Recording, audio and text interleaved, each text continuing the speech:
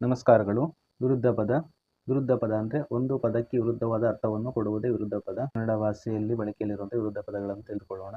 ವಿರುದ್ಧ ಪದದಲ್ಲಿ ರೀತಿ ಚಿಹ್ನೆ ಇರ್ತದೆ ನೋಡಿ, ಗುಣಾಕಾರ ಚಿಹ್ನೆ. ಇಂಟು ಅಂತಾರಲ್ಲ, 1 ಅನಿರೀಕ್ಷಿತ ನಿರೀಕ್ಷಿತ, 2 ಅರ್ಹ ಅನರ್ಹ, 3 ಅಪರಾಧಿ ನಿರಪರಾಧಿ, 4 ಅಸುರ ಸುರ, 5 ಆಗಮನ ನಿರ್ಗಮನ, 6 ಅಡ್ಡಡ್ಡ ಉದ್ದುದ್ದ, 7 ಅದೃಷ್ಟ ದುರಾದೃಷ್ಟ, 8 ಅಧಿಕ ಅಲ್ಪ, 9 ಅನುಚಿತ ಉಚಿತ, 10 ಅಪೂರ್ಣ ಪೂರ್ಣ, 11 ಅಮೃತ ವಿಷ, 12 ಆದಿ ಅನಾದಿ ಅಥವಾ ಅಂತ್ಯ, 13 ಆಯುಧ ನಿರಾಯುಧ, 14 ಆಚಾರ ಅನಾಚಾರ, 15 ಆದಾಯ ವೆಚ್ಚ, 16 ಆಭರಣ ನಿರಾಭರಣ, 17 ಇಹ ಪರ, 18 ಇಳಿಕೆ ಏರಿಕೆ, 19 ಉಚಿತ ಅನುಚಿತ, 20 ಉಪೇಕ್ಷೆ ಅಪೇಕ್ಷೆ, 21 ಉತ್ತರ ಪದ ಪೂರ್ವ ಪದ, 22 ನೇರ ವಕ್ರ, 23 ಎಡ ಬಲ, 24 ಏಕ ಅನೇಕ, 25 ಏಕಾಗ್ರತೆ ಚಂಚಲತೆ, 26 ಕಪಟ ನಿಷ್ಕಪಟ, 27 ಕನಸು ನನಸು, 28 ಕರ್ಕಶ ಇಂಪು, 29 ಕಹಿ ಸಿಹಿ, 30 ಕೀರ್ತಿ ಅಪಕೀರ್ತಿ, 31 ಕೀಳು ಮೇಲು,